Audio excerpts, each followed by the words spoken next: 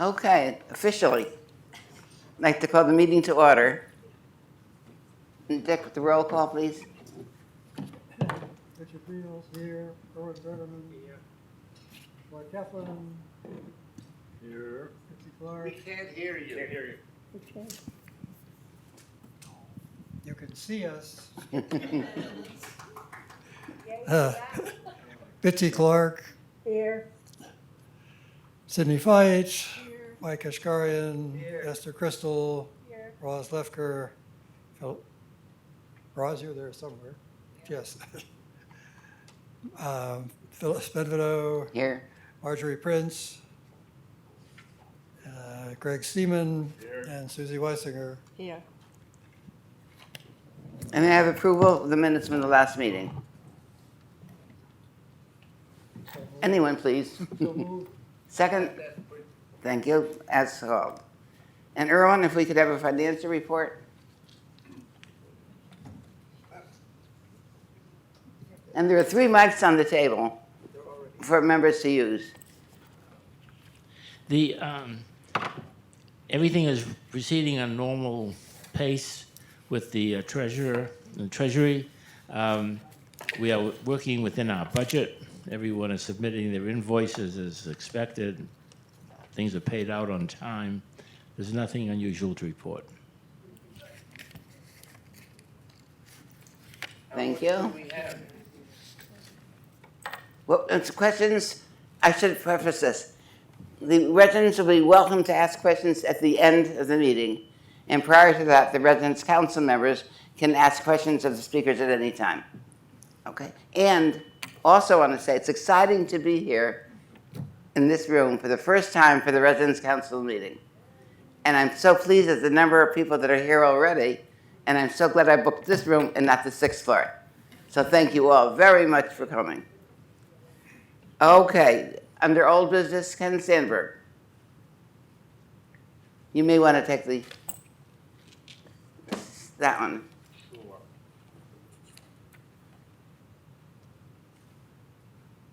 Hold your questions to the end, please. Hello, can you hear me? Yes. Okay, so the first, I have a bunch of items that the council, you asked me to update you on, so I'll just go down the entire list, Phyllis. Thank you. Yes, I'd appreciate that. Okay, sure. The first question has to do with the resident council safety report. Management and the subcommittee of the resident council safety committee has been meeting monthly. Our plan is to update that report for 2021 by October, September or October, and we'll culminate that in a resident safety fair. And one of the items that we're actively working on with the committee has to do with walkers, walkers in the bistro in particular. So that's one update. A question came about regarding inside window cleaning, and when the person cleans inside the window, are they doing other things around the window? The indoor window cleaning is separate to the indoor window cleaning. The other items will be addressed through the housekeeping department. And at the town meeting at the end of this month, Emily can address more of that. So that answers that question. You know what, Ken? I think I made an error. Perhaps if you took one of these and addressed the audience, Oh. that's really who we're talking Okay. to. Yeah, sorry. I used to address the audience, but this is more for the resident council, so I'll address both.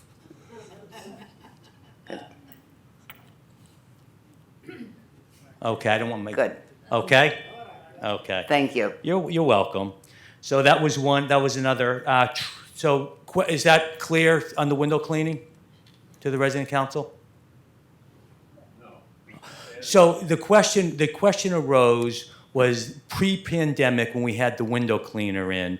I believe the window, when they cleaned the inside of the window, they did some other things around the window. They cleaned the shades or the blinds pre-pandemic. That was the question that was brought to me. And the screens? The screens. So that we'll do that through the housekeeping department. So we have a separate person that comes in and does just the window cleaning. They're focused just on the window cleaning. The other items will be addressed through the housekeeping department. Is that clarified? Okay. The next question has to do with the trolley. So we've been talking about this for quite a while, the indoor trolley. And it's worth repeating because it's important that we're all on the same page here. We have chosen not to bring back the trolley. And there's really 4 reasons why we've chosen not to bring back the indoor trolley. There are safety concerns. Those who drive the trolley and for the residents that are on the trolley. There was many near accidents or missed accidents on the trolley. I personally witnessed that quite a bit, whether it was a staff person driving the trolley or a resident driving the trolley. So injuries is a major issue and concern for us. The dignity of the residents riding on the trolley and holding onto their walkers is not something that we feel is appropriate at Whitney Center. The ability to consistently have staff and volunteers available to drive the trolley. Those of you who have been here for a while probably remember that the trolley was only in business for a very short period of time. And what happened was all of a sudden, people wanted it all the time, and staff was just stepping in, whether it was a reception staff or management staff, just stepping in and driving the trolley. It was getting to be too much to find staff and volunteers to always work on that trolley, to drive the trolley. And clearly the wear and tear of the trolleys were often broken down as well. So these trolleys just do not work for us. So what we've done is a couple of items. We've looked, and where's Mr. Johnson? Are you here? Mr. Johnson is actually helping me quite a bit, scouring the internet and looking for other vehicles. We were looking for other indoor vehicles that could really fit our specifications and outdoor vehicles. I will tell you, we cannot find an indoor vehicle that fits our specifications. And what does that mean? An indoor vehicle that's safe enough for our residents to ride on, and an indoor vehicle that can maneuver around our hallways. We cannot find one. I saw one, it was a foot off the ground, you had to step up. They're not made for these communities. So we've chosen right now not to look for an indoor vehicle. We did look for one, we can't find one. Our focus now is on an outdoor vehicle, an outdoor electric vehicle that will take us from one aspect of the one entrance to the other entrance. And so that's really our focus right now. We took a look at one, and again, I'll thank Mr. Johnson again. He was the one that found an organization that was relatively close by. It was myself and a few of the residents actually went to look at that electric vehicle, and it did not pass our standards. And what does that mean? It was too high off the ground, and it wasn't safe for our residents. So we're not going to use that vehicle. There's another vehicle we're looking at. Robert and another resident is going to check out another electric vehicle next week. And I'll have probably more of a report at the next town meeting to update you on that electric vehicle. So as we stand right now, we're not having an indoor vehicle. So what does that mean to you? What does that mean to our residents that are having a difficult time getting around? There's a couple of items that we've addressed and will continue to address. One is that we have a lot of seating along the way. So for those residents that want to take their time, you can certainly walk along and find seating along the way. Two, clearly, if you're having a difficult time, you can contact our community health services, and in particular, Michelle Stocking. Michelle can certainly look and help you with an alternative. Finally, another alternative could be if you want to purchase your own little indoor vehicle. We have a few residents that have a couple of scooters that are getting around. We've never forbid them. It's just, but that's an opportunity for you if you're really having a difficult time getting around. But I do anticipate us having this outdoor vehicle relatively soon. I don't have a date yet, but I do anticipate relatively soon. So, yes, Phyllis. Question. I'm sorry to be negative. I'm concerned about whatever the vehicle may be, being outdoors. I come to South because I'm going to get my mail. I don't wear a coat to get my mail. But if I want to get back to North and go outside in the cold weather, I got to freeze, or I have to carry my coat along with me all the time. That's a very strong concern. Yeah. And the other concern is scooters. Scooters, obviously, are great for the purposes that they were, built for. But I think we should have a training program so that every resident knows how to use the scooter. Yeah, Peggy will address the training Okay. program. In fact, yes, she will address the training program. Okay?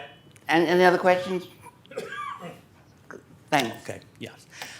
Two more questions. One, guest rooms. The question was that our guest rooms didn't appear, Can I comment about At- properties? At the end. All questions at the end. Very, Yeah, thank you, Phil. yeah.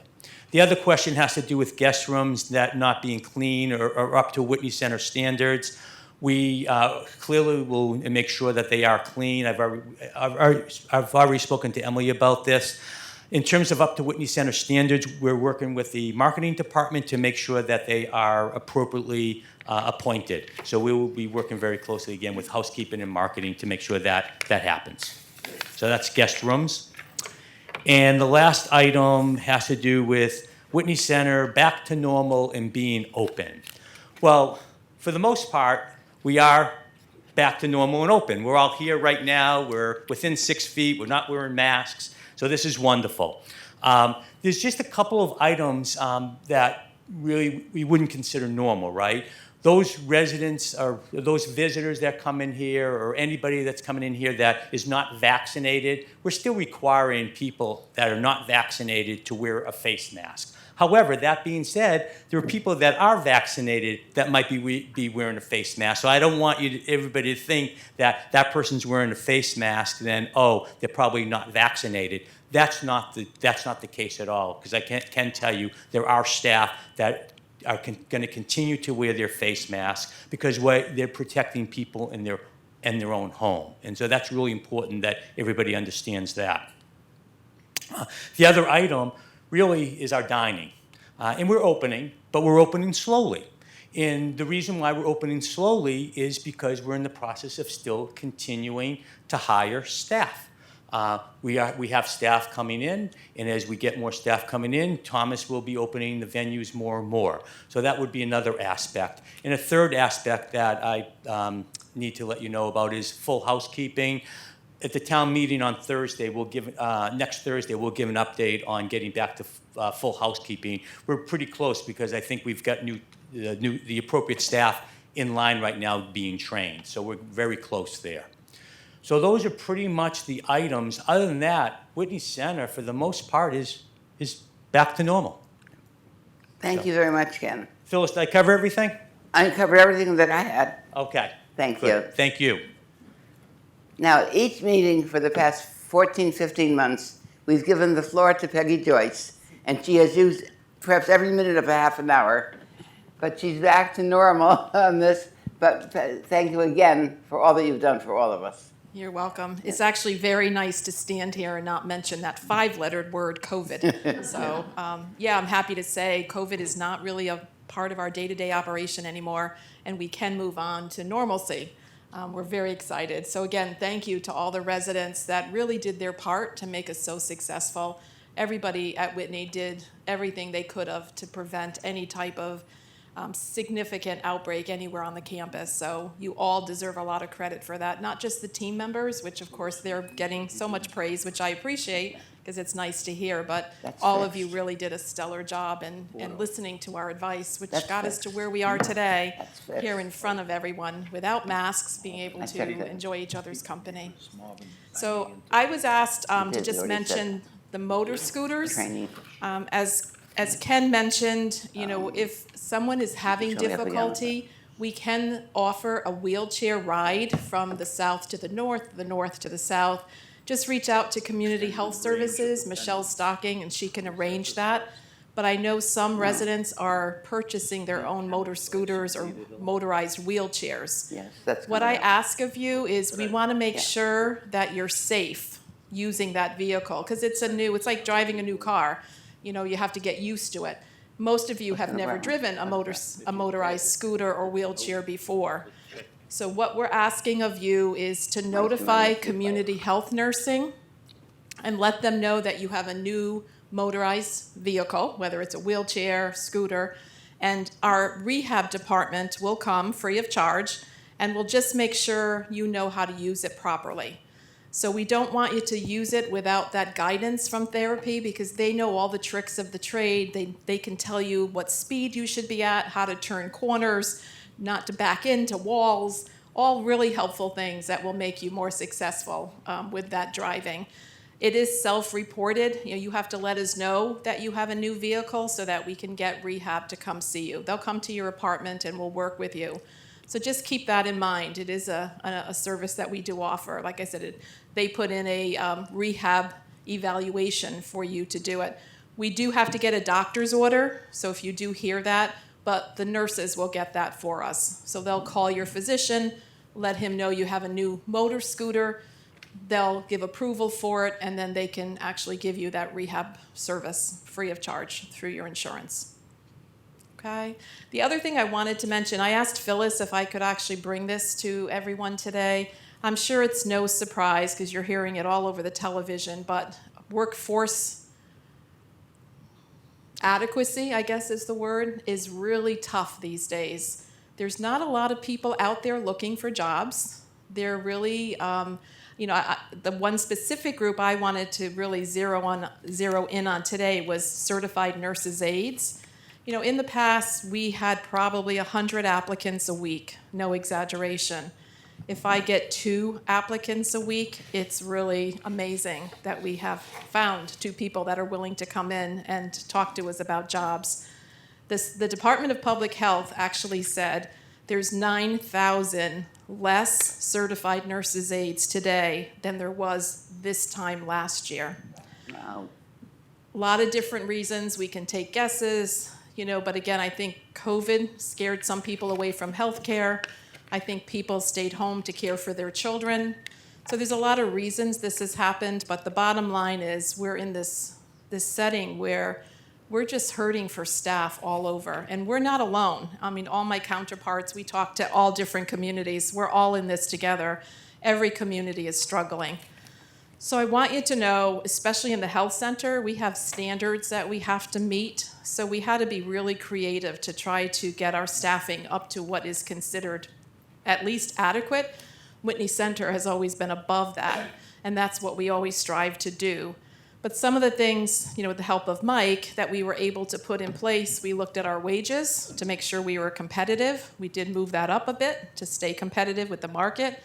We actually offered sign-on bonuses, referral bonuses, and now we just instituted something just a week ago where if a CNA that currently works for us commits to a 40-hour work week for 4 weeks, we will give them a bonus as well.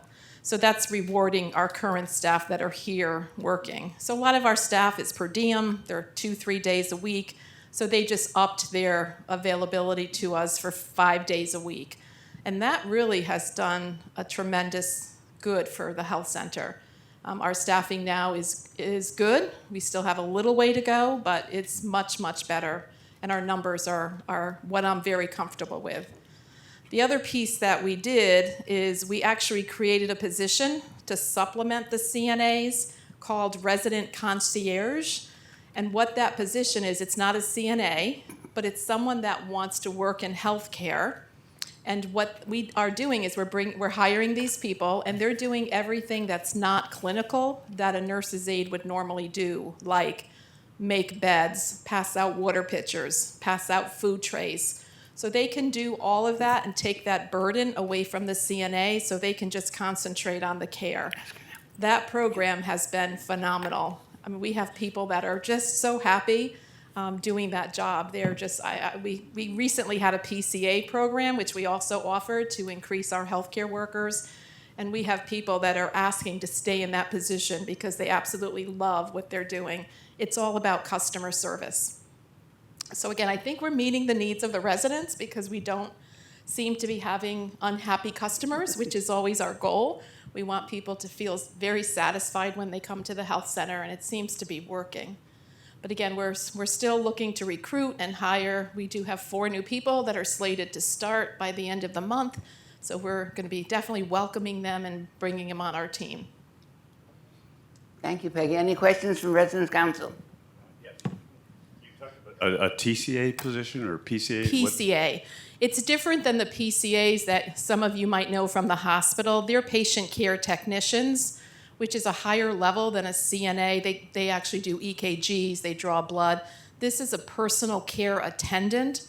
So they really can't work in a skilled environment, so they can't work as caregivers in the health center, but they're working more as that resident concierge that I just mentioned. The other thing I neglected to mention is we also put a CNA training program so we can certify our own applicants, and they're going to be homegrown CNAs, which to me is there's nothing better than that. So we have a lot of people of great interest in that program. Some of the PCAs, some of the resident concierges want to grow their healthcare knowledge and become CNAs through that program. We're just waiting for the Department of Health to approve the program, which we're hoping will happen within the next couple of weeks. Thank you, Peggy. Any other questions? I have a question, Peggy. Actually, it's a comment, not a question. You talked about reporting to... Microphone. May I have? Thank you. Thank you, Phil. Thank you. Regarding the trolley, you mentioned that residents with trolleys should talk to the health department regarding how to use a trolley. The motor scooters or motorized wheelchairs. Correct. Yep. What I do want to mention is that this is for existing trolleys, not just the ones that will be coming in. Correct. So residents who have motorized vehicles right now should follow Peggy's guidelines. Yeah. Thank you. Any other questions? If you've not seen a community nurse since you've gotten your chair, please reach out to them. Thank you, Peggy. And under new business, our CEO and President Mike Rambaros. So, And I think the first thing I'd ask them to address is, what is normal and when do we get back to normal? right, and I think Ken addressed Covered that. most of it. Yeah, I think we are all essentially back to regular business, other than the couple of things that Ken mentioned. So yeah, right. What are the plans for the Whitney Center Corral? What are the plans for the Whitney Center Corral? Yeah, that was talked about earlier. It was felt that singing was a more difficult problem than speaking, and so it was deferred. Okay, so I'm not sure on the specifics, and that hadn't been raised to me previously. But as long as everyone's vaccinated, it shouldn't be an issue with people getting together to sing. Right? Okay. Okay. Yeah. So, Phil, so are we concluded on that question about what is normal when we're getting back? Okay. So the second thing that I was asked to talk about is more recent and significant, and that is the crime in Hamden. You've been reading, I'm sure, about the increased incidence of crime all over the town of Hamden. And so what we are planning, and we've already reached out to the community policing staff at the police department here in Hamden to come talk to us here during our town meeting this month. So we're trying to organize that, and we have a couple of contacts, and we're just waiting to hear back from them. Good, So- thank you very much. Yeah, so what we'll do is we'll have them come and talk to you, take questions at our town meeting, and also give some updates and helpful hints on how to go about conducting your business as you go shopping, as you do the things you need to do throughout the town. Thank you, Mike. Okay. It also extends the problem. The problem also extends into New Haven, and actually in some parts of New Haven, it's really, particularly around the medical center, there are incidents which are pretty common, and more common than I've ever seen it. And I've been at the medical center for 60 years. So I think there's something which is increasing street crime in our general area. Yeah. And so I can't, intelligently speak to that, Dr. Kashgarian, but I think we can raise that part of the conversation with the representative from community policing when they come and talk to us. Mike, were you going to answer our question about the community nurse perhaps not being available when we call? Oh, yes, actually, I'll do that in combination with Peggy. So there was a request that we talk about what happens when we're calling the community nurse and they're not responding right away, and what we're supposed to do about that. So I'm going to give the first part to Peg in terms of what we're doing now, and then I'll talk about what we might do in the future. Okay. So I know this came last month, and I did do a little research as to what the issue really was. And as you know, the community nurses are out and about the campus. So when you call their office, they may not be sitting there waiting for your call. If it's an emergency, you need to press your pendant, and you will get immediate response from security and/or the community nurse. If it's an FYI, I'm not feeling great, can you come by and see me? You can leave those messages on their voicemail. You should always get a call back. And I always say within the hour, they are supposed to be checking their voice messages regularly.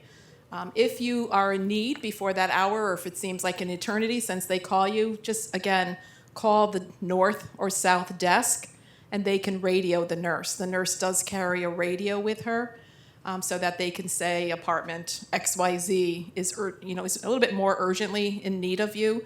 But again, I can't stress enough, press your PERS if it's something that you really need the nurse for right away.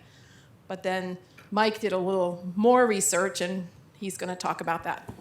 Thanks, Peg. So this is actually broader than the community nurse call issue. But we've learned many things throughout the last 15, 16 months in this COVID environment. And one of the things that we are focused on, as Peggy talked about, is staffing. And we're challenged not only in healthcare, but in all disciplines with staffing. And as we think about, okay, so is this something that we have to deal with permanently, at least for a long time? We need to think about how we do business. What is regular business? So Raphael and I had been talking about technology and how that can supplement some of the functions that we take on here at Whitney Center. So in regard to calling the desk, who then could potentially radio a nurse, as Peg said, we're thinking about some kind of automated telephone system and/or virtual receptionist to assist with that function. So that's something. It's a broader solution that will help the issue that was raised, but I wanted to mention it here so you know that we're not simply thinking about how we get better at doing what we are supposed to do with the resources that we have, but rather looking more broadly to figure out how to optimize those services. Thanks, Mike.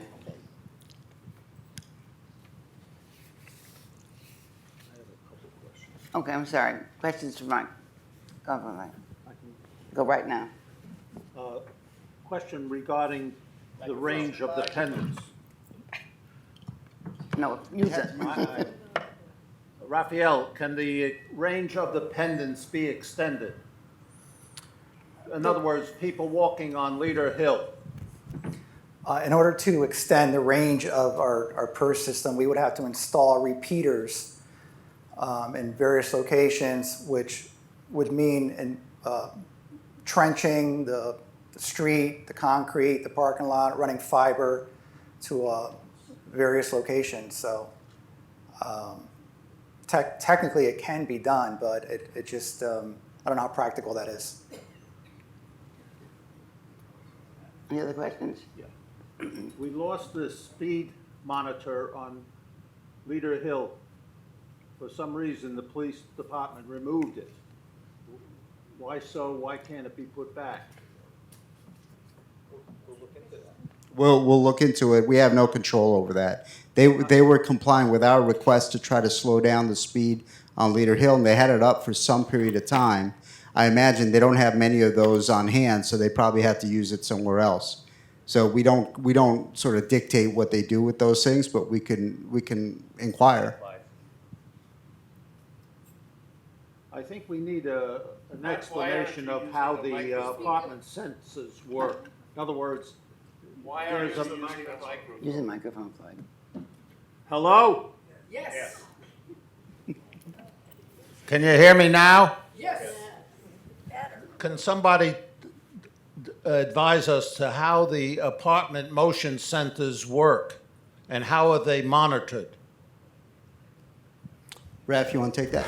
Sure. So in our south building, we have sort of a passive system, which is a motion sensor. And can you hear me? Here's the mic. Can you not hear me? I have a mic on. So it's a motion sensor installed near the main entrance door or above it, and it's a check-in system. So the system resets itself around 3 or 4 in the morning, and it looks for motion. So when it senses motion, it deems that everything is safe in the apartment.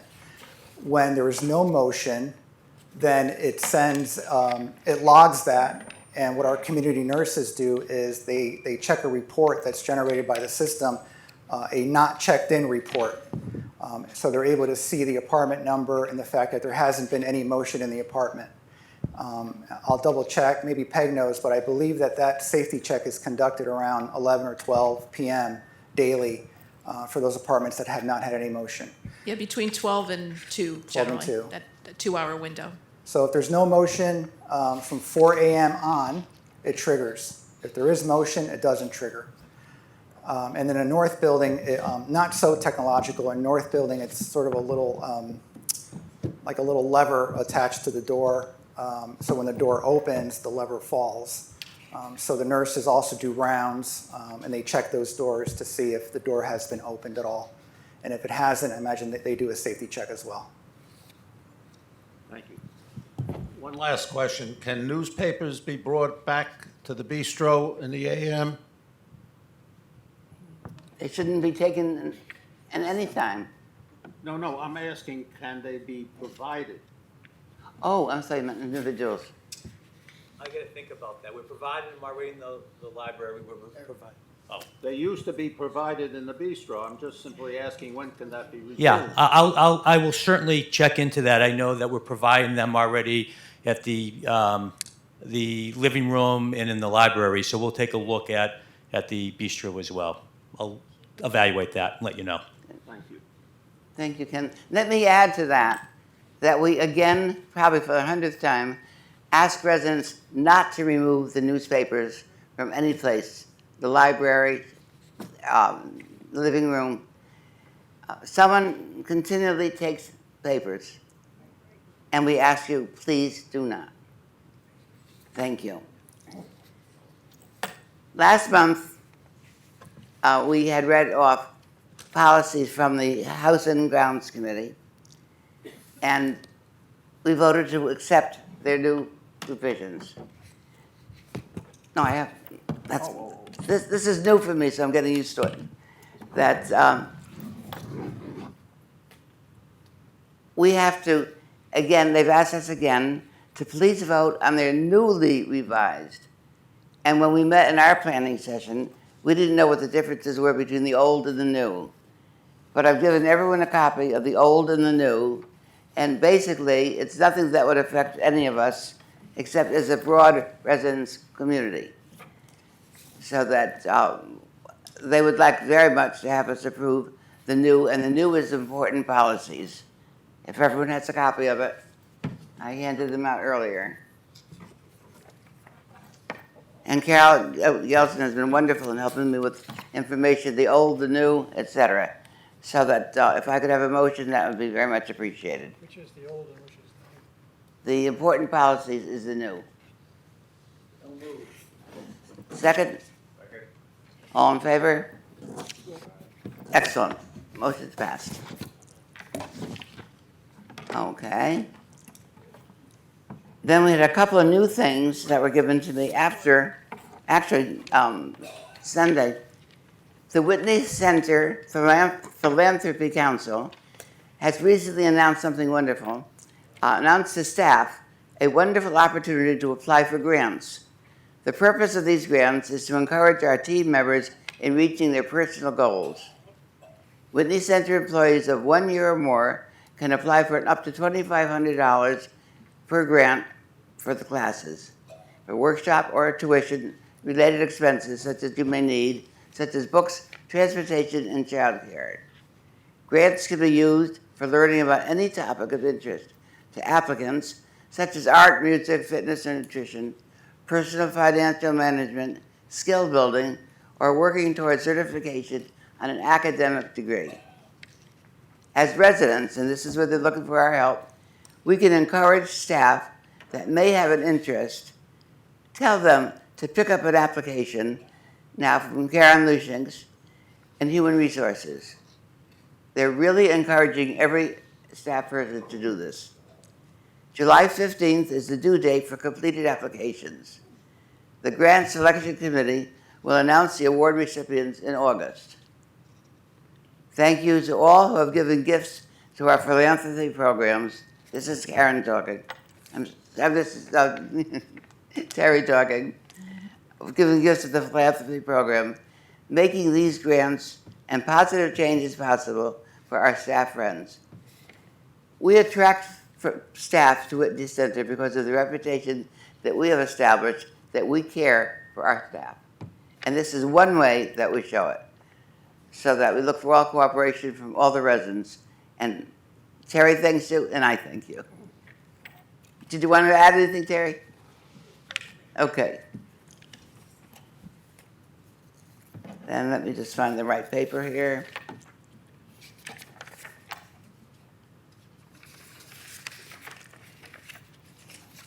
I've asked Raphael, because the group is very curious, to explain to us the difference in the present keys to our rooms, our apartments, and the proposed ones.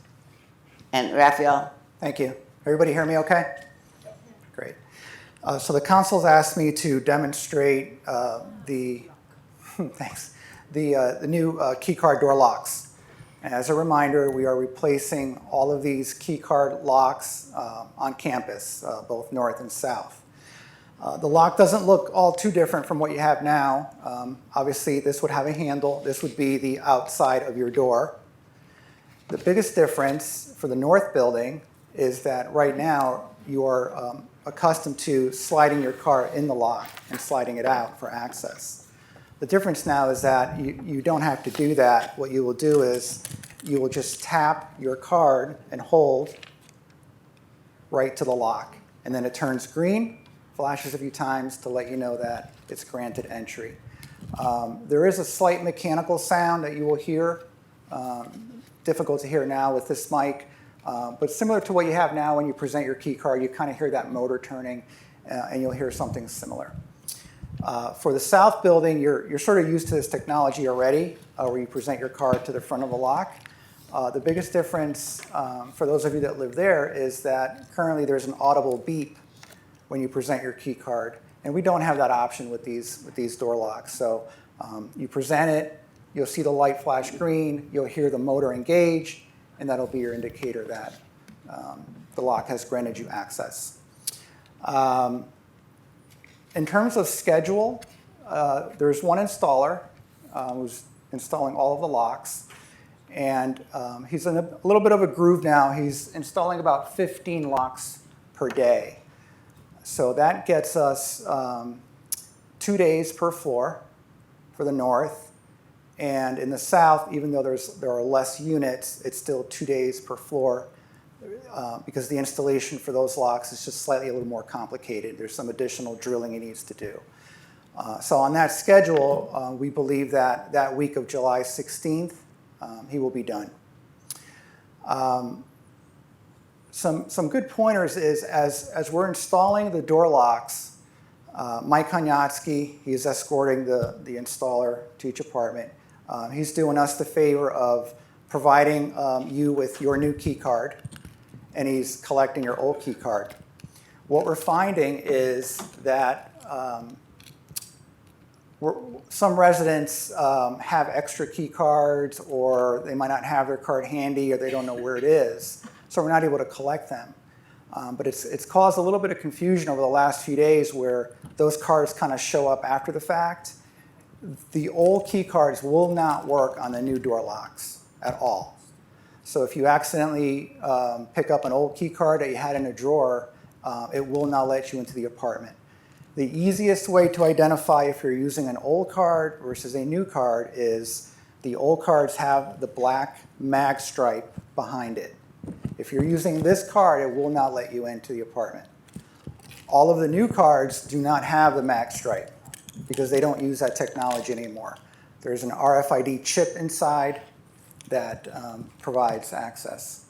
So be careful of that. We've also found that mainly staff, but some residents as well, they hang other cards on their lanyard, and when you present more than one card to the door lock, it sort of interferes a little bit, and it might prevent you from getting in. So especially if you still have your old card and your new card together, right? The lock will try to won't know which one to read. So hopefully you have one new card.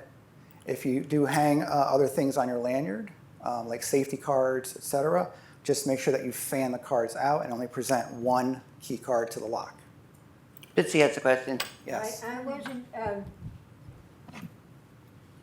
I wasn't clear about what you said about old cards getting in the back door.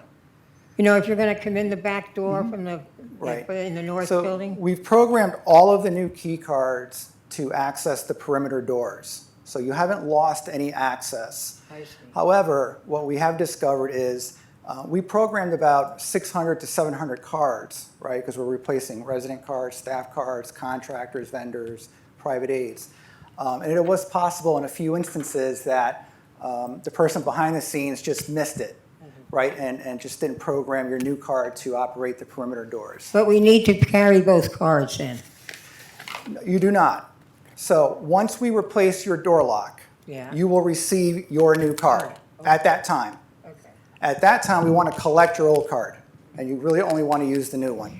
But we found that some residents kind of found old cards in drawers or hanging somewhere, and they scooped those up too. All right? So the new No. cards have a way to get in the back door. Yeah, so the question is, the new cards have a way to get into the back door. All of the new cards have been programmed to access all of the perimeter doors that you had access to. And that system is very similar to the new lock style where I'm sure you know you just tap the card to the reader and it provides access. Yes, and Yeah. go ahead. Yeah, my kids have access to my card, my ID card. They each have their own, plus mine. Do you need theirs before we do them, or do you have record of that and they can just throw theirs out? So we found that our housekeeping for records of relative cards isn't as up to date as we'd like. So there might be instances where we weren't sure that you provided someone in your family with a key card. So we will have to make those again. I will say that if you've already paid for an additional card, then we'll provide you a card at no charge. If you haven't paid for an extra card, the cost of the cards are $25 a piece. So we would have to charge you for that. And we do have a record of who's paid and who hasn't. Any questions? Any other questions, Brian? What about access? At the end. What about access to limited Be access patient, rooms? please, Phil. For example, the workshop. So if you, the question is, what about limited access to like the workshop or other common areas?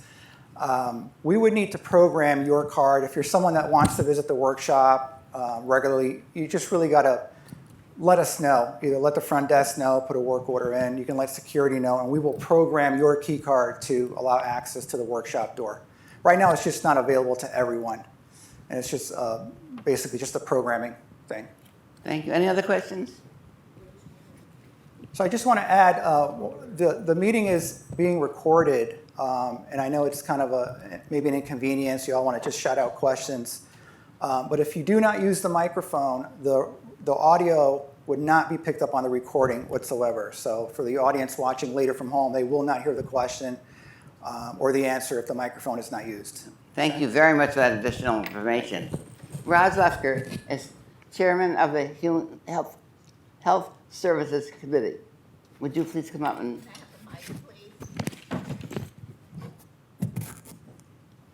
Can you hear me? Since the reopening of Whitney Center, the Health Service Committee has been meeting in person on the first Tuesday of the month in the Commons at 2 p.m. We continue to have a speaker to educate and inform our residents. For our June meeting, I asked April Wally, supervisor of our Memory Support Unit, to speak. April graciously accepted.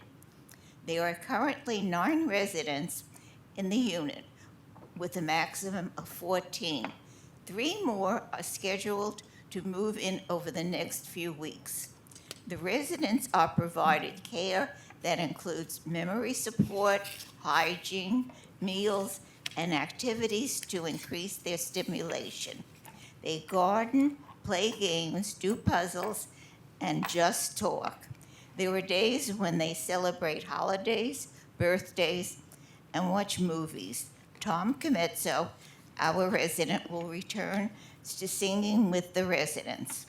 The idea is to meet each resident's needs based on the level of their memory deficit. They are at the memory unit maintaining a stable environment. I want to tell you our next meeting will be July 6th. The speaker will be Michelle Ackerman, Director of Nursing Services. Thank you. Thank you very much, Roz. Now, are there any questions from council members for any of the speakers? Yes. Bitsy, identify the speaker. Can I speak? Yes. Yes. I'm sorry, but I want to return to the trolley. I happen to feel that the lack of the trolley or the lack of any kind of transportation given by somebody else, not on your own, is really detrimental to the South Building. Because large numbers of people, from my observation, they have a very long way to go to get to the dining room. And although for the last year the dining room has been of no importance, you all know how extremely important it is when we're operating now like usual. And I feel that people who here are not driving cars, it's really going to be strange and something to find large numbers of those people being expected to find their own motorized transportation. And I feel that we're very, very, very much limiting sociable experience to the people in the South Building by not providing something.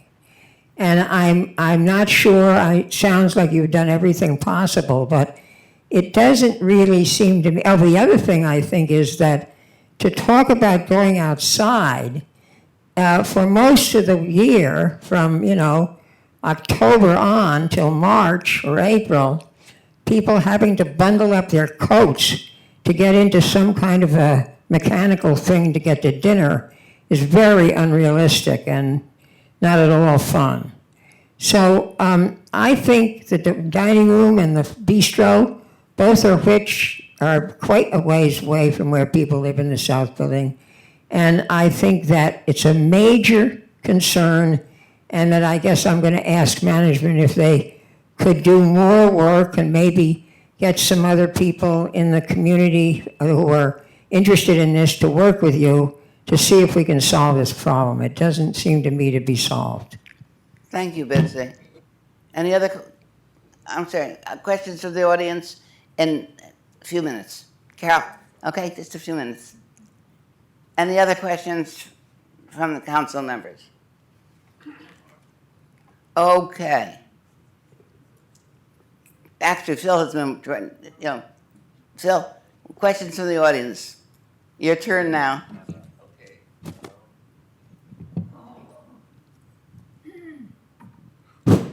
I'll pass through my first question to my second. My first with these door locks. Why are we doing this? Why are we going to the expense and everything else in trouble to replace, it seems to me they weren't broke. Why are we fixing them? Right. Thank you. So the door locks, primarily in our north building, are it's an outdated, antiquated technology. It's a mag stripe technology that is no longer used, and in fact, we can't even buy parts to replace those when they break. In some instances, we've had a few residents where we've had to drill the door out and leave them unlocked because we couldn't get parts. So we went ahead and So it's because of defect in the north that you're replacing the south? No, it's because the technology of the door lock in the north building is outdated and no Exactly. longer supported. So why are we replacing the south? Because we have one system. So currently we have two systems to program key cards, and we want to consolidate our systems to have one system to program cards. Okay, on the trolley, I think that the arguments you listed, and we could go through them, this business of questions at the end is always a little tight. I think they're all specious. I feel like I'm arguing against illegal voting. I think they're all specious. I think there was nothing wrong with the cart we had. I would like to see documentation of the danger. Why weren't we using seatbelts? As far as the walkers go, there was a space for two walkers between the existing seats. I think that as far as personnel goes, this is a generic problem at the moment, but I don't think it was a large problem before. Besides what Bitsy just said, there's the problem of movies on the sixth floor. Many people were very happy to have the staff waiting with the trolley to take them to the south side after a late movie, and that no longer exists. As far as finding a substitute, I would like to see in writing what was wrong with what we had and what it is that we need to find. I think that what we had was fine and might be adopted. Now, Jim is one thing, but I think there may be other ways of looking. But of giving up the trolley system, we're creating more problems. Now, with all sorts of people on their own scooters, it seems like you've shifted the insurance liability from the institution to the individual to push people off the trolley onto their own vehicles.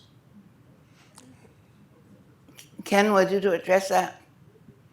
Or address that in writing afterwards? I'll address it.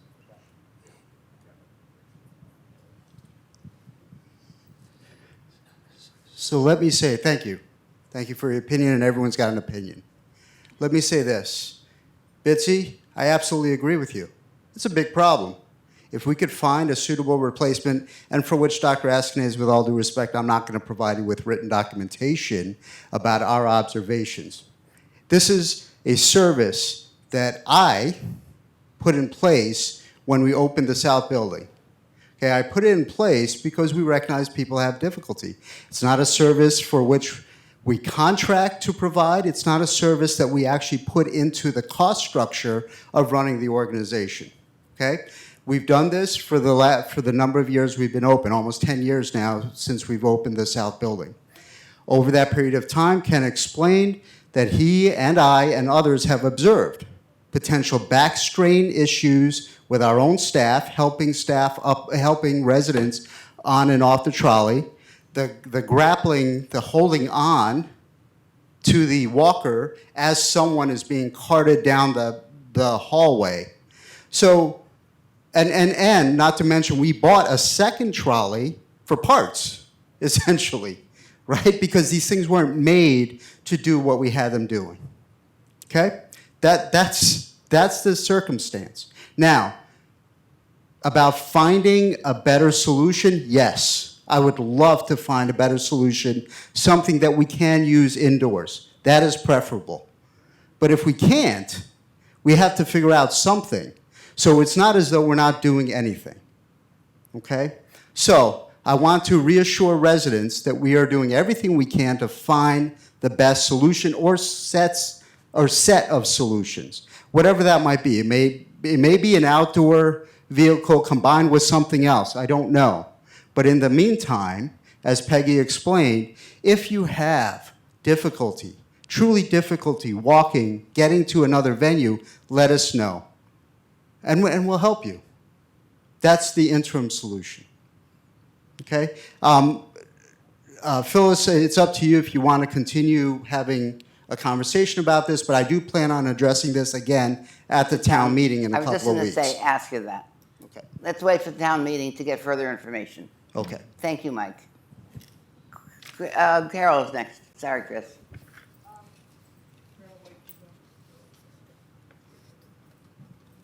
I want to commend Peggy on all that she has done for COVID and all the good that management has done. We have, among our residents, some engineers, maybe people that have patents galore. We are a creative group. Is it not possible that, like many others in this COVID situation, have dreamed up new designs, new things to do that we never had before? Why not call while we still have them, our engineers? Maybe tell us what you need. Tell these engineers what you need to satisfy your requirements. See if they come up with a design. And working with an engineer, maybe Whitney Center can create the one product that would work for all health centers, and we would make the money.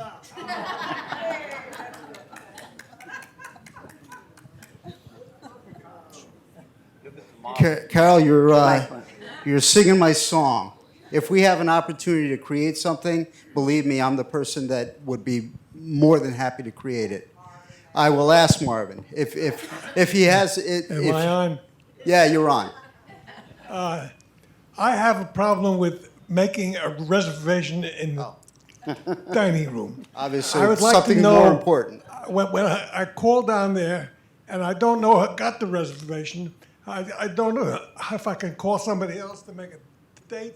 I won't find out till later. Sometimes if I do get one, it might be at 6:30 when I want to really do it at 5:30 or 6. I think there should be a way to check whether you got a reservation. At least you can be able to tell whether you've got one. I would wonder if it might be possible to make the reservation yourself by some automatic system to know that I have it for sure. But if it can't be automatically made by the residents themselves, at least you should be able to find out whether you've got one, so you can do things intelligently. Can I answer that? Or can I try to answer it? First of all, you have to make sure that you're using the correct number to make the reservation. And someone may not be there right at that time. That number ends in 0058, and you should be able to get an answer. Say that again. Say the number. The number is 203-974-0058. And that is the only number that you can use to make a reservation. That is the number to call if you are having a problem with the reservation that you have. That's the number for Center Stage. That number is not for Center Stage. That number ending in 0058 is if you are having a problem between 5 and 7, and like 6:30 you're not getting your dinner. That's the number to call. Usually someone is there, because I've tried it a few times and it works. I'm not saying it'll work for everybody all the time. But the other number to call for a reservation is 203-848-2623. That's the number for a reservation. So you call in within 4 days of the time of your reservation, and Have you done that, Marvin? Is that not working? I had the wrong number, I have to admit that. But Pardon? I don't think you're. I'm sorry, answering- I don't hear you. I said I had the wrong number when I did call, and I made a Okay. mistake. But I don't think your comments today are adequate. I think I'd like to know when I have a reservation by calling an automatic system, which will always tell me, yes, you have it or you don't have it. Yeah. And I would also like to have. Wait a minute, one question at a time. We can't have an automatic system because just because you want to make a reservation at a particular time does not mean that your space is available just because you call. Lynn has to go through and make sure that at the time you call, they would have seatings available. What you may be asking, and maybe that's something we have to reconsider, is if you call, you want an answer and confirm that you have the seating at that time. And if that's something, I'll look into that and I will get back to the committee because people need to know if you have a confirmation at a particular time. So I thank you for that comment. Thank you, Esther. And thank you, Marvin. Any other questions? Chris? Thanks. So I just wanted to tell you all something else, and that is a very nice thing, and that is that our oldest resident here at Whitney Center, Frances Puttycombe, is celebrating her 103rd birthday on June 30th. And I'd like everyone to send her a birthday card, please. I think it would be wonderful. She's in the health center, and she's room number 115. So everybody, get out a birthday card and send it to Frances Puttycombe. Thank you. Thank you, Chris. Phyllis, can I say something Certainly. about the chairs and the trolley? I can't believe that we are the only organization among maybe millions in the United States that have a problem with mobility from one area to another. And I suggest going away from maybe institutions like we have and going to disability institutions, to places that are involved with people with handicaps. And I think that may be another direction to go, because I'm sure some places, would have it. Good thinking, Lester. Thank you very much. Jim? Oops. I'll get up here. Yes, thank you. A comment on one on the pendants. Now, I go to Vermont, and I don't have a pendant. It doesn't work in Vermont. So I signed up for something called Great Call, which works any place in the country. And it's $19.95 a month. I press it once, and you get for normal emergencies, or you hold it. It's 911. So that's what I use now all the time. So something to think about for the Whitney Center. Thank you very much. Okay. For the Whitney Center or for the individuals? Jim? What's that? For the Whitney Center or the individuals? Individual. I wonder what Whitney Center to look at replacing what we have with these, that type of thing. No, that's what I meant. Are you suggesting that we, as a resident, buy our own now? You can buy your own now, all right? Or are you suggesting the Whitney Center provide them? Well, it'd be, because you're extending the existing system, this isn't going to work. No, it also, I think monthly payment would be exorbitant. Yeah, So okay. that, yeah. On the trolley issue, I'm a little perplexed. Ann's brother and sister-in-law moved to the landings in Williamsburg, Virginia 3 years ago. And we went visit them. They have a big main building, then they have separate buildings. And the people have to get in their cars to drive to the main building for dinner. We did not see any trolleys or anything in there, so I'm perplexed by this. I'm wondering whether we got spoiled by having this in the building, quite frankly, because there's people with the same type of facility as this, and there's people that actually drive their cars to the building to go to eat, and there's no trolleys. I don't think we even saw any personal things. So I don't know whether we have a special problem or not, but just an observation. Other thing is, relative to, I've had some questions from Brother Raphael about the new Wi-Fi system, which I'll do that. I'll different meeting. I thought we were going to talk about this meeting, but I don't know, some other time. Okay. Any other questions? Phil? I'd like to volunteer to be part of the group that's going to deal with the trolley problem. Thank you. Any other questions or suggestions or comments? As a relative newcomer during the COVID epidemic, I had trouble knowing who people are because, well, we could see their eyes, there were masks, so I suggested we put our names on our ID cards. And I was told, well, if it gets lost, somebody has access into your apartment. Well, it turns out if it's lost, it can be reprogrammed. And I would suggest that if we're getting new locks and new cards, that we identify the people on here. It would be very, very helpful. That was brought to the Residents' Council, and at a last planning meeting, we had thought we would not feel it wise to have the full name in case your card was stolen, but we thought it might be wise to have our first names.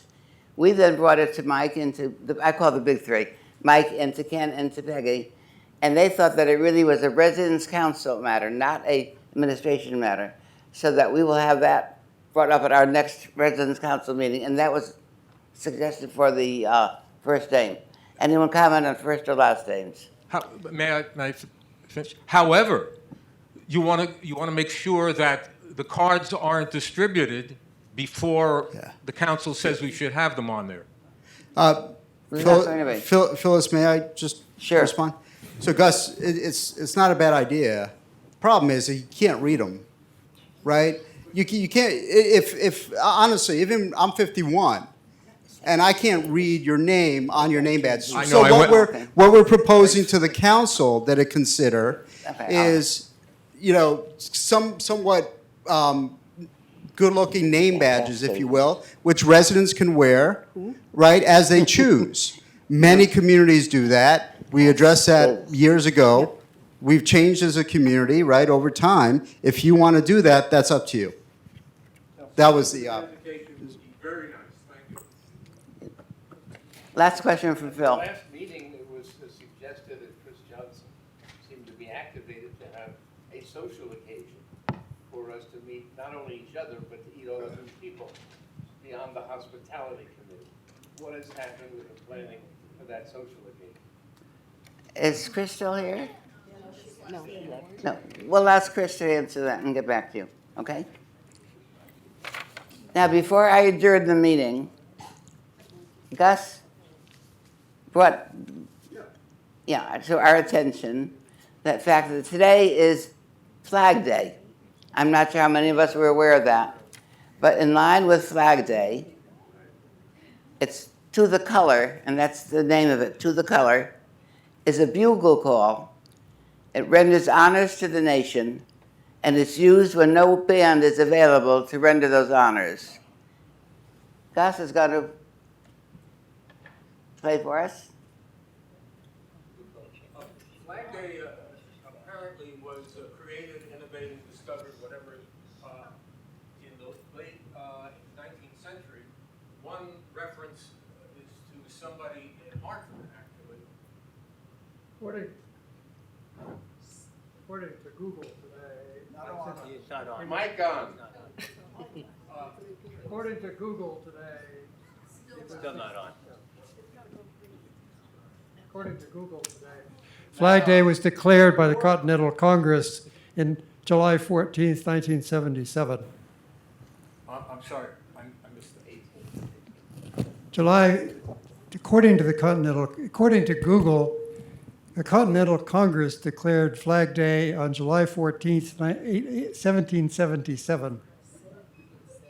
Well, I was going to say, in addition to that one from Hartford, there are a whole bunch of people in the Midwest that also claim authorship of Flag Day. So, and I'm not sure if it's been reaffirmed by the government since. Nevertheless, June 14th is Flag Day, and I dug my horn up and bear with me.